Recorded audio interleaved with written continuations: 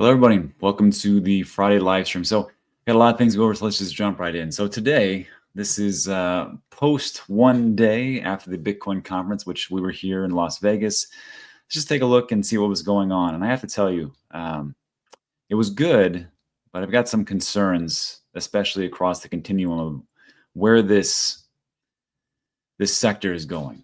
But you might have noticed, I don't know if you've been like me, but taking a look at the little price action and say, hey, there's not a really good time, even though we hear it's nothing but bullish news come about this, and yet we go down. The problem is that even though you can have the most bullish news and different narratives that are out there, you still have to play the part of what's going on in the macro. And unfortunately, the S&P 500 is also down. So what's going on? Well, one of those actually is good news, but it creates uncertainty in the market. Inflation numbers are out for today, and they're looking pretty good. PCE year over year is 2.1 versus 2.2, and it was 2.3% previous, which means inflation is going down. And core PCE is actually a little bit down as well, 2.5 versus 2.6 expected. So it's looking pretty good. Trump had actually invited Jerome Powell to the White House yesterday to talk about what he was going to do and what was happening. And I'm pretty sure that Trump wants them to cut rates. So we'll see what happens.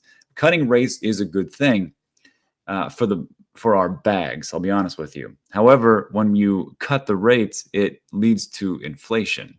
It is an inflationary measure. So when we have something like that, there may be a little bit of a little backlash on the back end. A lot of people want it, especially in the markets. But for the macro effect, we'll see what happens. But it's not just that, of course. It's also tariff. This was just released this morning, about 2-3 hours ago. And it looks like Trump is saying, China is going back on everything they said. And we try to make a good deal, and that's not going to happen.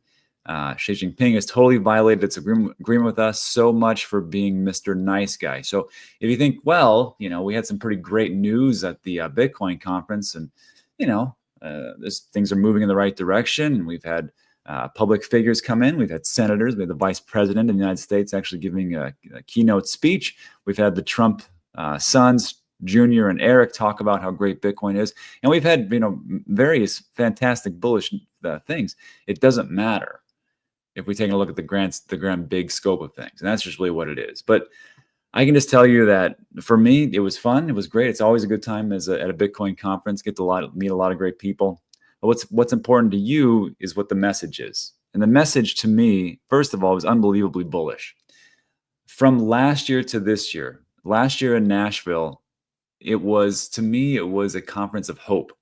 We didn't know where things were going. We didn't know if it was going to be Joe Biden running the country for another 4 years, if it was going to be Kamala Harris, if it was going to be Operation Choke Point 2.5. We had no idea. But we were hopeful that it wouldn't go that route and we would actually see new all-time highs. And things were doing pretty well. And that was in last year, 2024. Now, fast forward, the hope that we felt has translated into unbelievable bullishness from every single participant. And I got to tell you, it's great to feel bullish. It is. But sometimes I just think to myself, are we getting a little bit too much ahead of ourselves? Are we really that bullish and things are going to go up to the moon and it's going to happen overnight? I think no. And I think people need to be aware that things move slowly. Even though we have everything in the right place at the right time, it's still going to move a little bit slowly. And that's just pretty much where we're at. So everything is bullish, and that's great. I feel pretty good. I feel more bullish than I have in the past, that's for sure. The second thing was stablecoins are absolutely talked about everywhere and in a ton of different keynote speeches and also in the breakout sessions. And lastly, Bitcoin lending. I'm going to get to that. So first of all, for the agenda, it was massive. There was so many things going on and so many talks. And this is just the first day. And you can see that it was like every 30 minutes there was something. And it wasn't just one room. It was multiple 5, 6, 7 rooms and just breakout sessions. And again, this isn't Monday. This is the first day, which was Tuesday. This is just the first day. Just tons. Here's Wednesday, and here's Wednesday, and then finally Thursday. Hester Pierce was a good one. My friend Joey said I got to watch that. And it was massive things. And during that time, I don't know who did this, but there was a compilation of stablecoins, and it was great. But the bullishness news itself I mean, it just never stopped. I sat there and listened to Eric Trump and Donald Trump Jr. I think it was Aaron from Altcoin Daily who was doing the moderation. And he asked him, he said, what's your price predictions? And everybody thought the price predictions were going to be like, 300, 400, 500,000, 1 million, like Kathy Wood type style. And Don Jr. is like, yeah, I can see 150. And it was like the air just went out of the room. Like, that's it? And then he's like, yeah, 150. And then Eric came in and said, yeah, I can see 175K. And then one of the other guys that was with him was like, I can see 200K. And again, you just felt the air go out of the room like, oh, that's awful. To me, I'm like, if we had 150, 175, I'm extremely happy with what's going on. And then, if the 4-year cycles commits, we could have a big pullback. But that was the feeling. It wasn't. I know people want the 500K, 2 million to keep it going, but I don't think it's going to happen tomorrow. And then, of course, this was the compilation I was getting to. Tariff. I don't know who did this, but it was genius. And I just want you to take a listen to this. It's about a minute long or so. If you can just hear, this is essentially what people were all big about, starting with Mark Moss. Stablecoins. From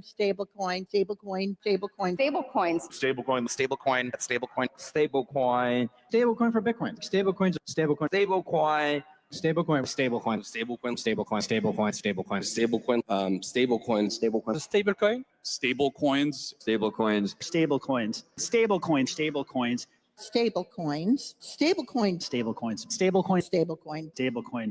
Okay, you get the point. I'm not gonna keep going over, but yeah, it was like all the different talks I had. It was just about this massive amount of stable coins and how great it was going to be. And I mean, we've talked about this on the show many a times, and I think it's going to be a really big part of the crypto sphere, we will say. And again, you can't get rich off stable coins. It's not the thing, but you got to take a look at what the actual projects are being built on. Is it, do you think Ethereum is the winner? Do you think Solana is the winner, or SUI? And I'll just name a bunch more of my bags if you want to, but you get the point.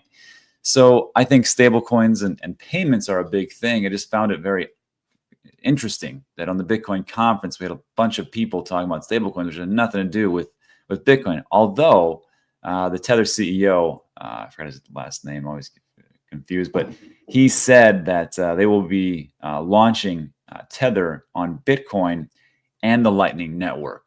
So if that's the case, then I can definitely see it. I just don't know if it's going to be there. Anyhow, let me just think about that in the comments section. And then the last thing I think is the most concerning is loans. And I talked to a lot of different groups and projects. Ledden, they apparently have been around for, they said 7 years. So they actually survived the awful bear market.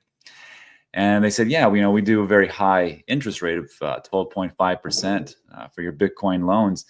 But we're stable and we've been battle tested, so take it or leave it. I'm like, oh, I'm not going to do it.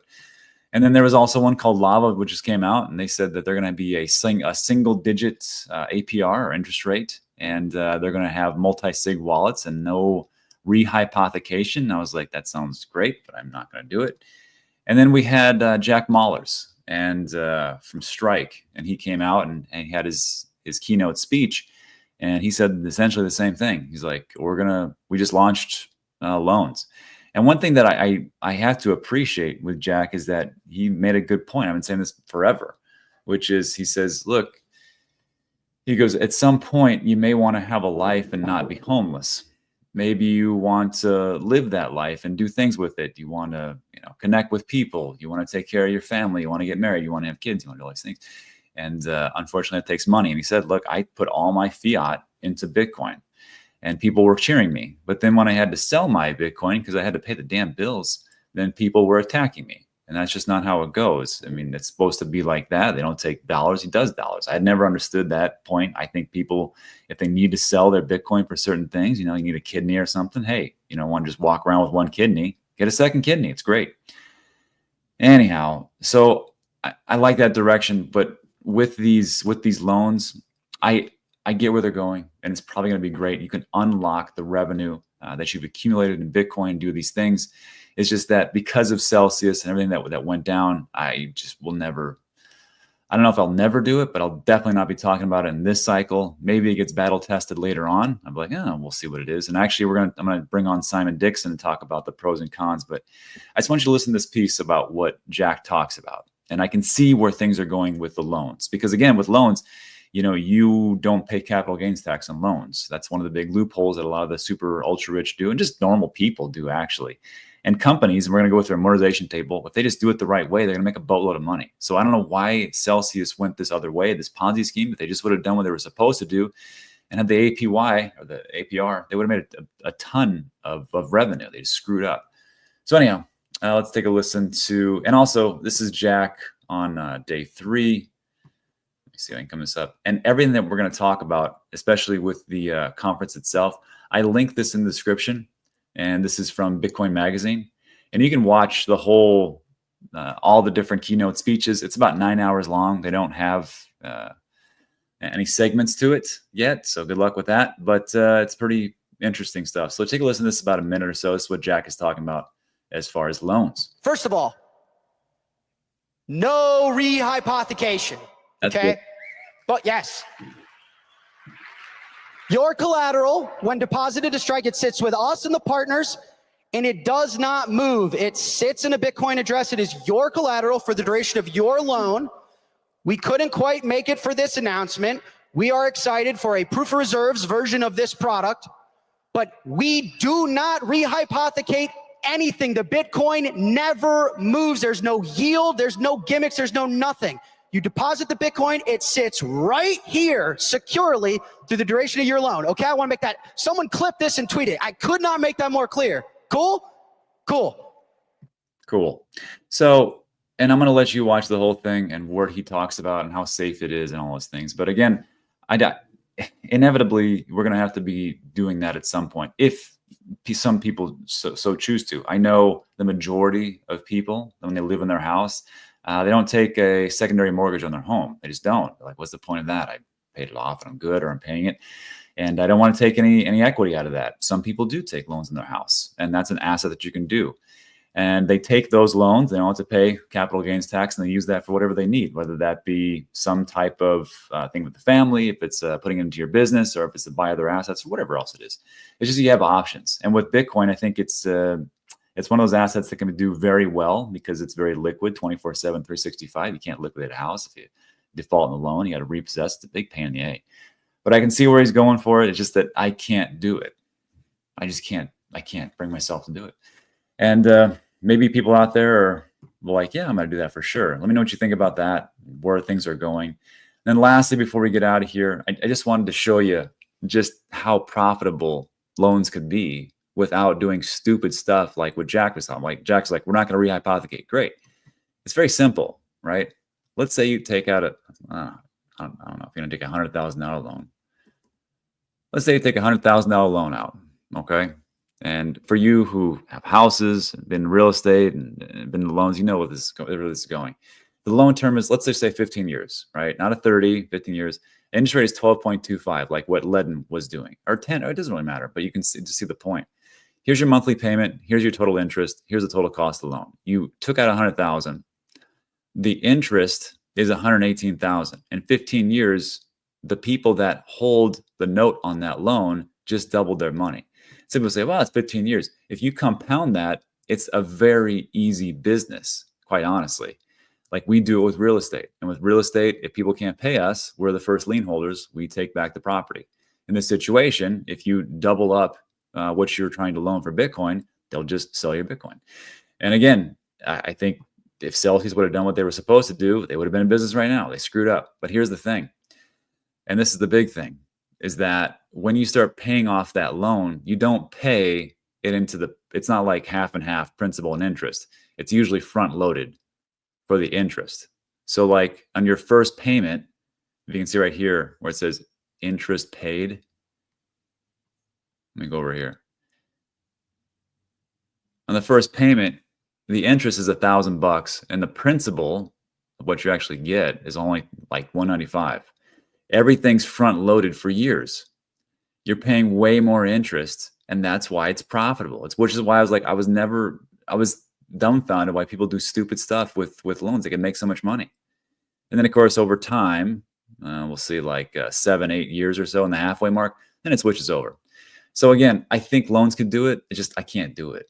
It's up to you. I can't talk about it, or I can't dabble in it because of Celsius. And we'll see what it goes out. If things make it out of this next cycle, I'll think about it. And lastly, I will give a shout out to Peter Schiff. This was one of the most entertaining Keystone speeches. Direct speeches that we've had Keynote, and it was Natalie Brunell. It was Trace Mayer, who's also a gold bug and also big into Bitcoin, and Natalie Brunell. And it was so great. It was almost, I don't know if you guys have ever been to a wrestling event or something like that, but there's always a guy, the heel, who they, jeer against, they root against. And Peter was that heel. And he was like the Iron Sheik, spitting on the American flag. And then all of a sudden you get like, Hulk Hogan would come out to the American or the national anthem, and they'd fight. But that was kind of like what I felt with Peter Schiff, and I would highly recommend it. And I got to give it to him. The guy, he said something pretty good. He said, look, he goes, everywhere I go, he goes, I rarely get recognized. And the one time that I do, it's all you Bitcoiners that recognize me. And they came up to me every single time, because it's not about gold, it's much about Bitcoin. And they say, hey, thank you for getting me into Bitcoin, because I listened to your talk and it made no sense. And he said, so everybody out there in the crowd, you should really be thanking me, because I brought more people to Bitcoin than I think anybody else has. And I go, that's actually pretty funny and actually true. So there was that piece. And then lastly, there was a talk from Jameson Lopp. And you can follow him at LOPP on X. But he had this great talk about wrench attacks, which is where, it's not so much the wrench attacks to me, but I think there's been an uptick, and we've heard about these stories like, the Ledger co-founder, someone chopped off one of his fingers and they wanted, millions of dollars. There was a family in Chicago. There was a new one in France where the wife was almost kidnapped, and it goes on and on and on. And Lopp is just giving us facts about, here's the physical attacks by country, or ones are reported. Surprise, America is #1. And people wrench attacking us. That's fantastic. The attacker-victim relationship, most of it is they don't know the people. They don't know them personally. I thought it would be the opposite. I thought people were like, oh, you got an uncle that hates your guts or something, and he starts to wrench attack you. No, it's just mostly like people who get your information on the dark web that because of a data breach, they now have your home address and, Coinbase. And then there it is. This is the scariest part. The success rate is like 66% when they wrench attack you. And people say, well, I got a gun. It's like, well, good luck with that gun, because like when they show up to your house and they have your address, especially if you have a Coinbase account, not everybody, but I'm just saying that attackers that pose as cops was 4%, and the attackers that are real cops were 4%. Now, obviously that's not in America, but that's what happens. And of course, they'll come up to you. Like I know the one in Chicago was like some guy came up to the door and said, "Oh, I'm sorry, I accidentally hit your garage door, and I need to pay for that. I'm sorry. Can we take a look at this?" "Oh yeah, it's thanks for coming." And he walks out, and there was 3 guys, and they were all masked. And good luck getting your gun at that point. So yeah, I think it's on the rise. It's pretty bad, but again, there's some things that concern me. We have to get to the macro. That's just how it is, and we'll see where things go. But I think we're in the right place at the right time.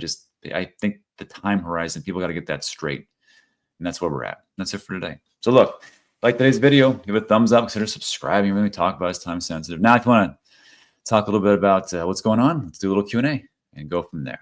Yep, and Jay today nails it. Your protection is as easy as being anonymous and STFU, shut front door.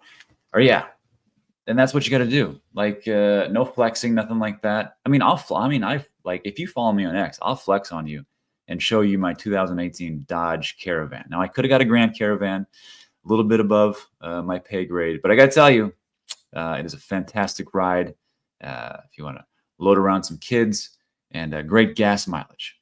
Minivans. Dodge Caravan is the Lambo of caravans. So I did flex on you further. Let's see. Imagery, where's your pool? I couldn't bring the pool with me to Vegas, they have a lot of pools. So I just thought, I'll just use one of those. And then 8, as far as real cops, Zoran, those are obviously places of like, who some other countries, maybe in Mexico, that happens all the time. So yeah, real cops actually do that. And I give it to them. I mean, hey, if you're a real cop and you want to do an early retirement, what better way to do it than to do a wrench attack and take everybody's Bitcoin? So yeah. Rob's cameo on the Ben Damas video in Vegas is hilarious. That was pretty fun. So shout out to Ben and the team over there at Into the Cryptoverse. We had a great time last night. You can tell my voice is a little bit hoarse because I had to yell over everybody in the volume. And it got packed. It was pretty good. But it's fun to meet the people and come out there. Oh, I got a great story for you. Damn it. I should have done this one. I'm going to tell. This is just between us. So, well, it wasn't about ITC, but we were sitting there. We were having drinks after the conference. And one of the guys, Robert, he says, I watch you and I hear the things that come in. And he says, I'm on the toilet and I get a call. And it doesn't say scam. It's just a regular phone number. And I pick it up and it's from Coinbase. And he says, it's some lady, no accent. Sounds like she's from like probably, someplace in America. No big deal. And they said, is this Robert, blah, blah, blah. And do you live at blah, blah, blah, blah, blah, 333 Recht Avenue or whatever it is? Yes. Yeah. And she said, I'm from Coinbase. And are you aware that you have 2.25 or whatever he had Bitcoin and you have this much Ethereum, you have this much Solana, you have this much helium. Are you aware that there's been an illegal attack on your account, and we need to verify some things? And he's like, well, that's weird. And she's like, yeah, I just sent you a code. Could you send that to us? And he said he's sitting on the toilet, and his wife's like right, on the other side of it, and he goes, but Rob said you would never call me. And she goes, who's Rob? He goes, that's not the point. The point is Rob said you would never call me. So who the hell are you? And he goes, and then after that he's hung up. He goes, but Rob, I got to tell you, he goes, without that in my head of me thinking about it, he goes, I probably would have, because they knew my address, they knew my name, my phone number, they knew exactly how much I had. They even recited my social. I was like, these guys must be legit. And he goes, but if it wasn't for you saying they'll never call you because their customer service sucks, I probably would have fell for it. So that was a great one. And then Into the Cryptoverse party. It was just a lot of cool people, a lot of good times, and can't wait to go back again. So it'll be in Vegas next year, and I hope everybody can make it out. So yeah, let's see. Listen to Rob. Yep, I try to. Hey, memes here. We are all better for having digital asset news in our lives. Thank you, Rob. You're welcome. That's a good question. Do you still have to pay capital gains if you get wrenched? I think if you report it to the police, then of course they can say that's it. But when you're hacked, this is a good question, because when you're hacked, and you lose everything, you can follow it. I mean, you can see where it goes, but of course you can't get it back. But there's a limit in America of how much you can claim every single year of how much you lost, which would suck. So if you lost everything, right, you should be able to, do it all in 1 year or spread it over 10 years. But if you're like, again, that's a social engineering, computer-based hack, not physical and not really reported. If you have a wrench attack, I still think it's the same thing. Now, correct me where I might be wrong here in the comment section, but I think you have to spread it out over like 5 or 10 years, even if you get wrench attack, which sucks. Let's see. All right. My address is curling on Struggle Street. That's good. Soap your stack and amp. Rumors a very large purveyor of coffee is accepting crypto with Flexa, with Soulflare. Well, that sounds earth-shattering. Let's see. Hey, Rob, good to see you at the show. Hope you enjoy your Bitcoin cards. Good deal. Yeah, they're actually in the other room. Bitcoin cards, like trading cards, and they help to educate people. So yeah, I did hear one more thing which was interesting. It was I got the regular tickets, but a couple of guys, Robert and Enzo, they were taken off early, so they gave us their whale pass bands. And if you don't know, the whale pass was like $21,000, but these guys got it last year, like immediately at $3,000. So I was like, "Ooh, I got a whale pass." So I get to go back, and I'm in the whale section, and it's Gary Cardone and Grant Cardone, and they're talking about marketing for Bitcoin. And he had a good point. And he said, you guys have screwed up the message of Bitcoin so much that, you talk about inflation and you talk about, sound money and you talk about it's gold 2.0, which is great. He says, but really what you should be doing, and I remember a lot of Bitcoin maxis doing this as well back in the day.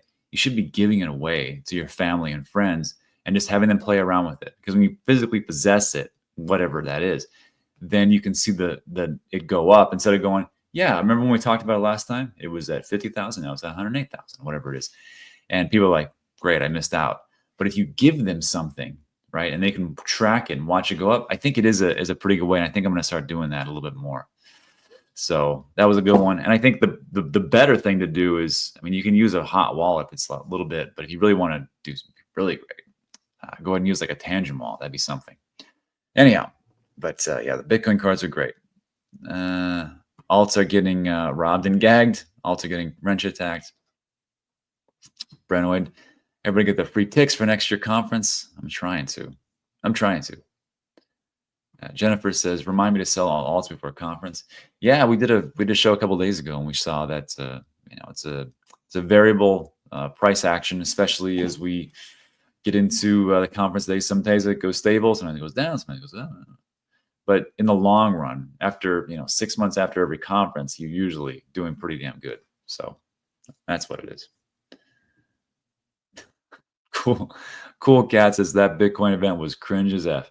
So there was a little bit of dancing with some cows, steak and shake or something. I missed that, honestly. Yeah, I missed some things, but yeah, there was some goofy stuff. That's every conference, but I think the keynote speakers that I saw were great, and they had some really good information, and I liked what I heard. It's just that when I hear loans, you get the PTSD. Like, I don't know about that, but if you think about it, it made sense. And then we had also Pakistan came in, and I think everybody knows this, that they've started to, as a country, to buy up Bitcoin as a strategic reserve, and they're a massive country. I think I want to say 180 to 230 million. I mean, massive, and they're like a new emerging economy. So that's great. We'll see what happens with Pakistan.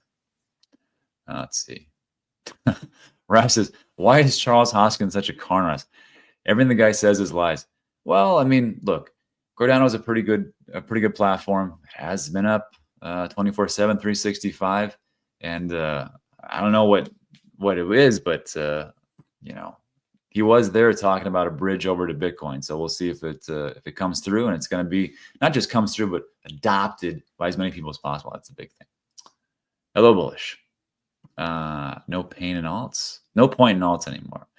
I think there is a good point in alts. I just think it's very narrow cases. Instead of going, you know what, putting everything in Fartcoin for my life savings is sound strategy. I think that's a bad mistake. I think the ones that, again, just take a look at the ones that are being used, and especially for stable coins, because that's going to be the next big push. The U.S. government wants that. They want to strengthen the dollar.